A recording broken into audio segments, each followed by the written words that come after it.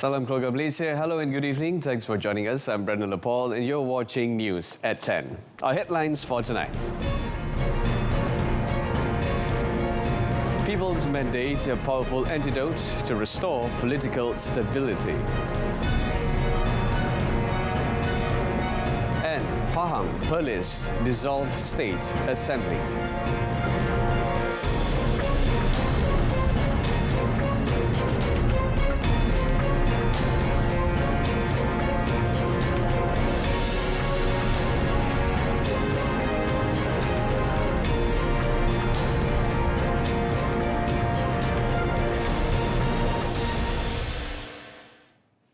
The 15 general elections, G15, will still proceed even if several states refuse to dissolve their respective state legislative assemblies. Prime Minister Datuk Seri Ismail Sabri Yaakob said every state has the right to dissolve its state's assembly at any time. Kerana 6 negeri itu dari segi persiapan pilihan raya, daripada SPR, dari segi bajetnya tentu akan melibatkan yang kos yang agak tinggi itu.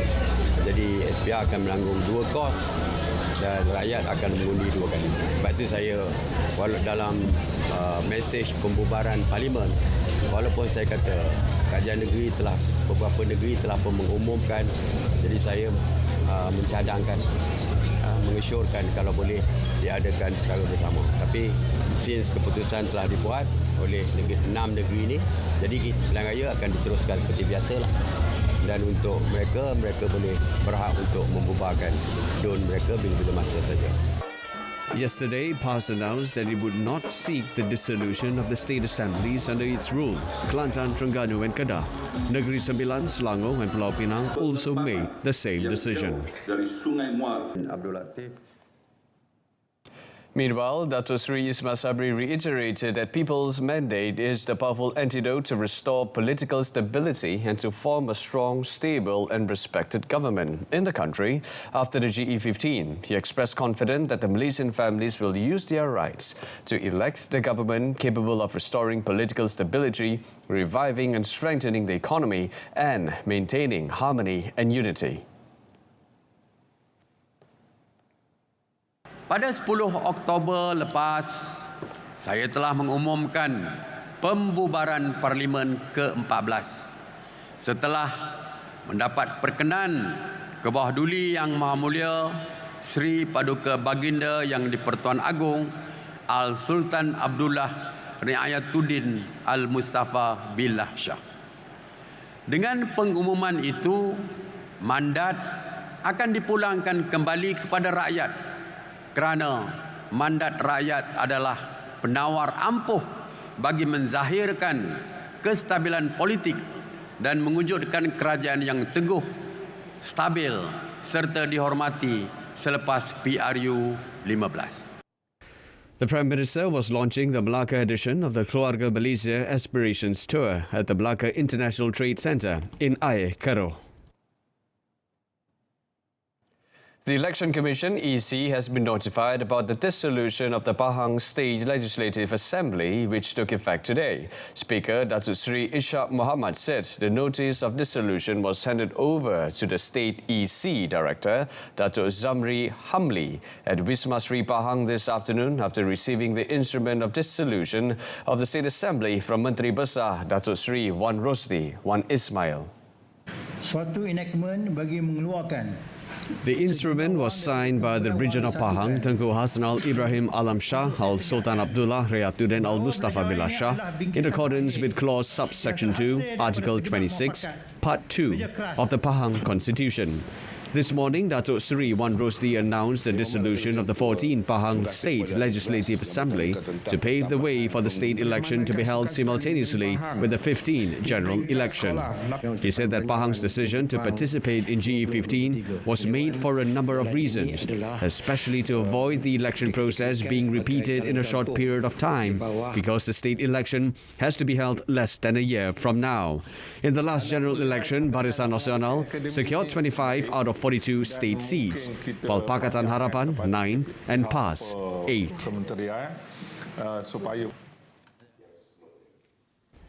In Kanga, Perlis Menteri Besar Datuk Seri Azlan Man also announced the dissolution of the 14 Perlis State Legislative Assembly effective today. He said the dissolution of the State Assembly had received the consent of the Raja of Perlis, Tuanku Said Sirajuddin Putra Jamalulal, to allow the state election to be held simultaneously with the GE15. Dan Alhamdulillah, Duli Imam dan Tuanku telah pun memberikan perkenannya dan tarikh pembubarannya adalah pada hari ini. Jumaat 14 Oktober tahun 2022 dan Duli Imam boleh juga telah menandatangani proclamation ataupun pengisytiharan pembubaran Dewan Undangan Negeri berkuat kuasa mulai hari ini juga. Perlis has 15 state seats, with 10 seats were represented by BN, 3 by PKR and 2 by PAS. PAS is still open to the idea of forming a coalition with any political party to face the upcoming GE15. Its Secretary-General, Datuk Seri Takayuddin Hassan, said all parties, including PAS, can still choose to join or establish coalitions until the nomination day comes. Selagi belum sampai hari penamaan calon, anything can happen.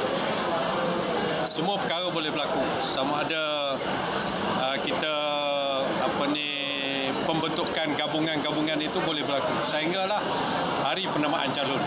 Karena hari penamaan calon menentukan satu-satu parti itu di dalam gabungan mana dan sebagainya.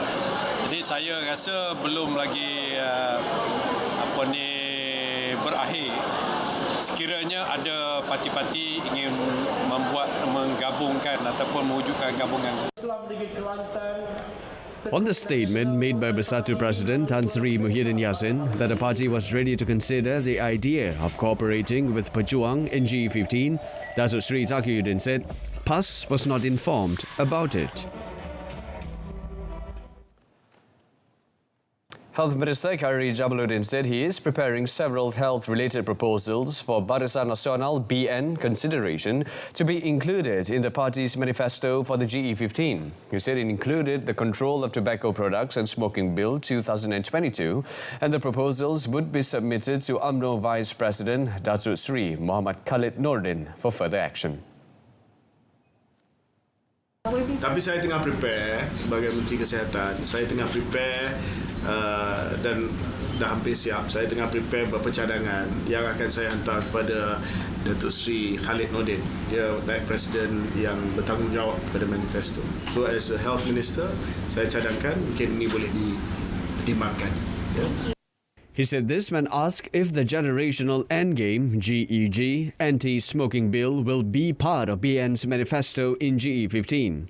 On 12 October, Khairi said he would continue supporting the Control of Tobacco Products and Smoking Bill 2022, regardless of his position after GE15. And in other news, 11 individuals, including a woman, were charged in the Kuala Lumpur Magistrates Court today with kidnapping a Palestinian man to solicit information on software to hack mobile phones. All the accused nodded in understanding when the charge was read before Magistrate Wong Shai Sia, but no plea was recorded because the case falls under the purview of the High Court.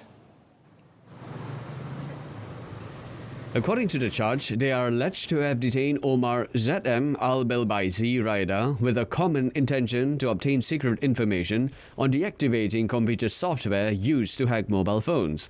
They are accused of committing the act on 28 September and charged under Section 3 of the Kidnapping Act 1961, read together with Section 34 of the Penal Code, which provides the death penalty or life imprisonment and whipping if convicted. The court did not allow all the accused to be bailed after Deputy Public Prosecutor Fatin Hanum Abdul Hadi stated that the offence disallowed bail. The case is set for mention on 15 December. On 5 October, media reported that police rescued the 31-year-old victim a day after being kidnapped by a group of individuals riding in MPV. The victim was rescued after police arrested 18 people in separate operations in Kuala Langat, Ampang, Beranang, in Selangor and Melaka. Investigation showed that the victim entered the country on 21st September as a tourist and was believed to be living in Europe and did not rule out the possibility that he is a businessman. Police uncovered a heroin processing lab after arresting a married couple and seizing various types of drugs worth 81,330 ringgit in two raids in Gelugur and Bayan Lepas, Pulau Pinang on Tuesday. Timur Laut District Police Chief ACP Sofian Santong said that based on the information gathered and intelligence carried out, police arrested the man and his wife while they were on a motorcycle by the roadside in Gelugur at 8:30 p.m. and seized 1,810 grams of heroin. Following the arrest of the 43-year-old man and his 30-year-old Thai wife, police raided a house in Kampung Bukit Bayan Lepas at 10:30 p.m. and uncovered an illegal heroin processing laboratory there. In the raid of the house rented by the couple, police seized caffeine powder weighing 14,880 grams, heroin 2,720 grams, yaba pills 309.54 grams, and several equipment and chemicals believed to be used for processing heroin, including 2 ovens. Kita masih lagi menjalankan siasatan untuk mengenal pasti pembekal raw material untuk pemprosesan ni. MO dia akan menggunakan seperti lihat di hadapan ni ada 2 jenis micro oven ni akan diproses dengan campuran-campuran kimikal yang telah diorang uji kaji dan akan dibuat secara dalam bentuk packaging untuk dibekalkan kepada pengguna-pengguna termasuk penagih dan juga terpanggil pusher lah. Briefing reporters today, Sofian said that based on preliminary investigation, the couple may have learned to cook the heroin from the network of drug trafficking syndicates, and police are actively tracking the syndicates which supplied the raw materials to them. The couple had been actively carrying out their heroin processing activities since early January, and they also distributed the drugs themselves to buyers in the state. Sofian said the man, who tested positive for drugs, had a criminal record while his wife was unemployed, adding that they have been remanded until 17 October to assist in investigations under Section 39B of the Dangerous Drugs Act 1952.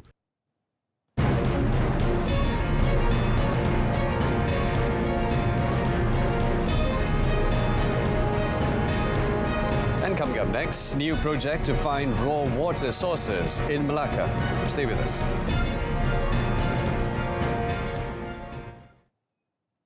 The government's off-river storage facility or Takungan Air Pinggiran Sungai TAPS project in Malacca will solve the issue of limited raw water supply by exploring the new source of raw water in the state. Prime Minister Datuk Seri Ismail Sabri Yaakob explained that the move was intended to reduce Malacca's dependence on raw water supply from other states such as Johor and Negeri Sembilan.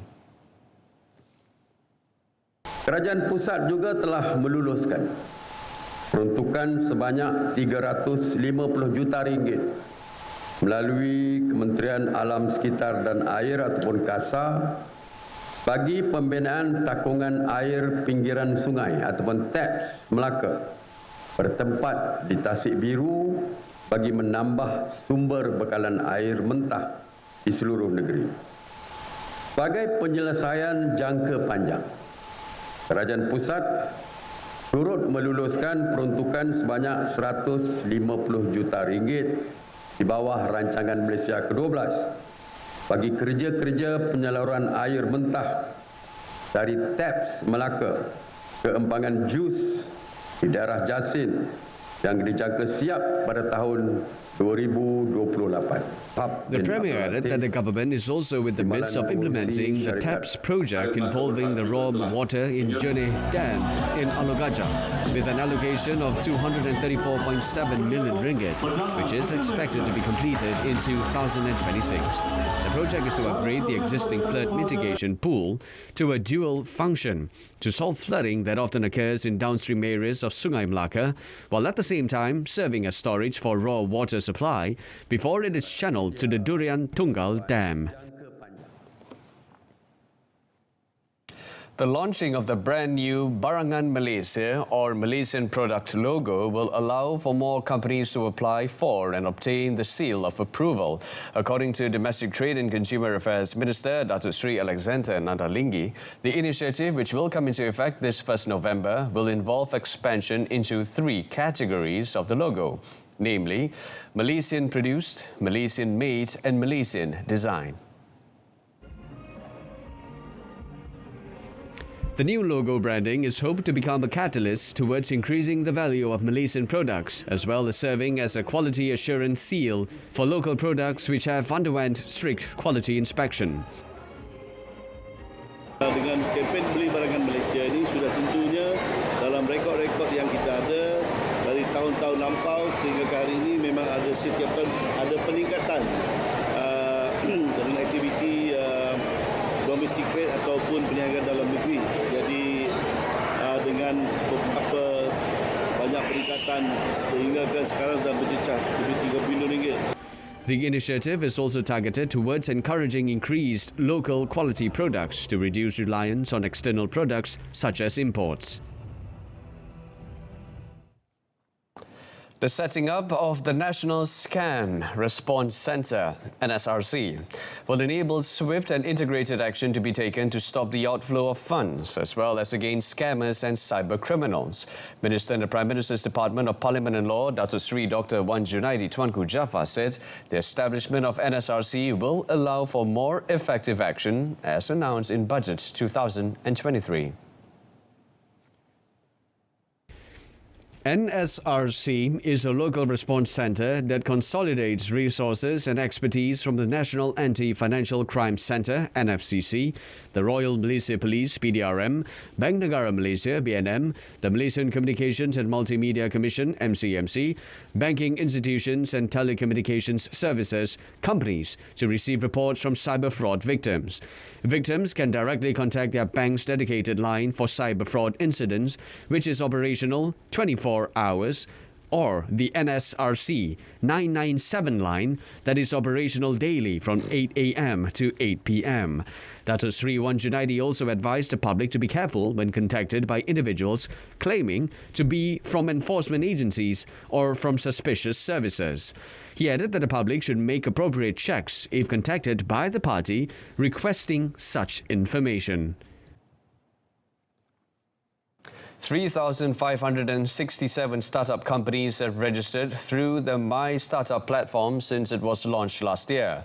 From the amount, 2,446 companies have received benefits, as highlighted through the Malaysia Startup Ecosystem Roadmap, or SUPER 2021 to 2030. The platform, developed by the Ministry of Science, Technology and Innovation, MOSTI, will regulate and adjust initiatives offered by the government, as well as private institutions via a comprehensive list. Its Minister, Datuk Sri Dr. Adam Baber, said MOSTI is committed to developing the country's startup ecosystem into one of the top 20 best global ecosystems. Dan daripada 3,567 company yang register, 2,446 startup telah kita bangunkan. Semua intervensi ini boleh membantu startup untuk membangun dengan ekosistem yang ada, dan kita yakin rancangan Malaysia kita ke-12 mampu untuk melahirkan beberapa lagi unicorn dalam kategori startup ini. He said this at the Meranti Global Accelerator Program Demo Day 2022 in the Federal Capital. The program, which is entering its 6th cohort, was participated by 38 startup companies, which will undergo a 3-month-long course to accelerate their company growth in terms of commercialization and preparedness to generate investment. The Health Ministry is confident that local clinical research has the potential to contribute over 1 billion ringgit to the country's gross national income in 10 years' time.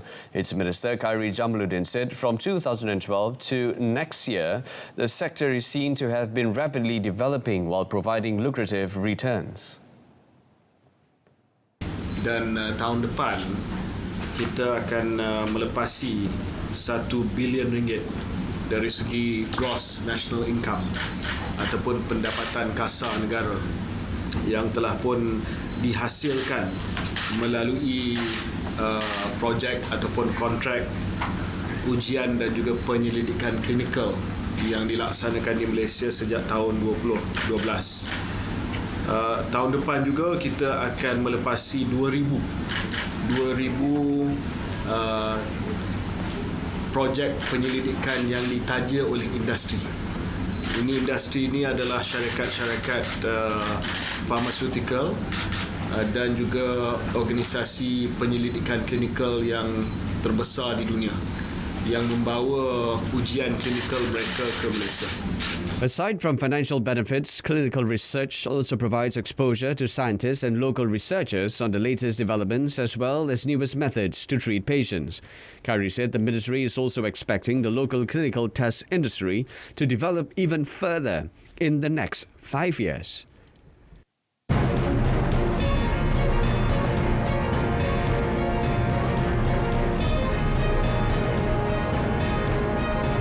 In a foreign front, U.S. grants $100 million military financing to Philippines. Stay with us.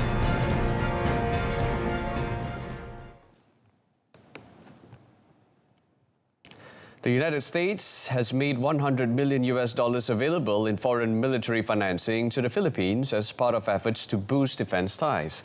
U.S. Ambassador to the Philippines, Mary Kay Carlson, announced the military aid to Washington's oldest treaty ally in the Indo-Pacific region while aboard the USS Ronald Reagan, which was on a scheduled port call in Manila. Carlson said the Philippines could use the allocation to offset its decision to scrap a 12.7 billion Philippine peso deal with Russia. Manila is looking to buy heavy-lift Chinook helicopters from the United States. The Philippines is by far the largest recipient of U.S. military assistance in the Indo-Pacific region, having received $1.14 billion worth of planes, armored vehicles, small arms, and other military equipment and training from 2015 to 2022. The amount includes $475.3 million worth of foreign military financing to Philippines, among the biggest in Southeast Asia. The port call, the first in 3 years, by the nuclear-powered warship leading a carrier strike group, followed its participation in joint maritime exercises between the U.S. and South Korea amid a North Korean bombing drill early this month. A Palestinian was killed and another critically wounded in an Israeli raid on the flashpoint city of Jenin in the occupied West Bank.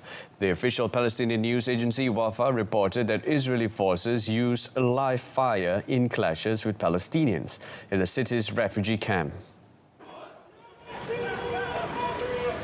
Dozens of Palestinians have been killed in recent months during near daily Israeli raids across the West Bank. 2 Palestinian teenagers were shot dead last Saturday during a raid in Jenin, while a 12-year-old boy died Monday from wounds sustained last month, according to a health ministry told. The expansion of military operations in Jenin and elsewhere in the West Bank followed deadly attacks on Israelis earlier this year. The pursuit of the Jerusalem gunmen has prompted a massive operation inside the city's Shuafat refugee camp, which has severely impeded daily life. Palestinians went on a day-long general strike earlier this week in the city in solidarity with Shuafat residents. There have also been clashes involving Palestinians, Israeli forces, and citizens across East Jerusalem. Thousands of people across Australia's southeast were asked to evacuate their homes, including some in Melbourne's west, after 2 days of incessant rains triggered flash flooding and fast-moving waters burst riverbanks. Large parts of Victoria State, southern New South Wales and the northern regions of the island state of Tasmania were pounded by an intense weather system, with some taking more than a month's worth of rain since last Wednesday.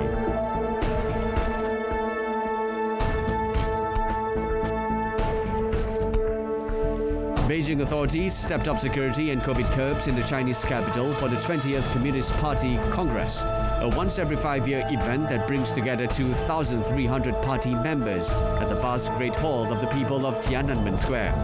The party Congress kicks off on Sunday with Chinese President Xi Jinping poised to clinch his third 5-year stint in charge, a mandate that would secure his stature as the country's most powerful ruler since founding leader Mao Zedong.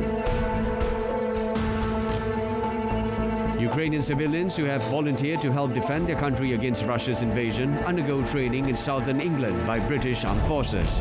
On a press tour organised by the UK Defence Ministry, the recruits, all of whom have no prior military background, take part in live fire and battlefield first aid exercises, part of a 5-week course designed to turn them into soldiers.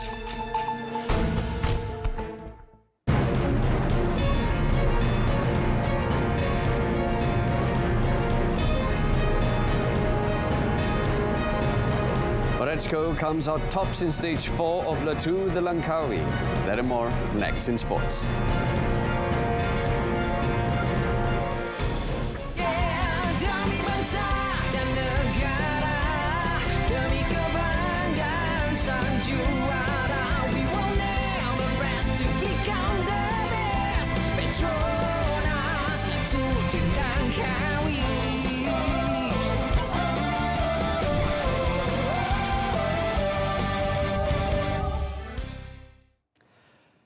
Alpecin Doikoning rider Jakub Morechko's decision to turn on the power in the final 200 metres paid off as he emerged victorious in a high-octane bunch sprint in stage 4 of the Latu the Langkawi 2022 from Sabak Berenam to Merujaya, Ipoh. The lead spurt was enough for him to complete the 137.9-kilometre route in 3 hours, 15 minutes and 37 seconds.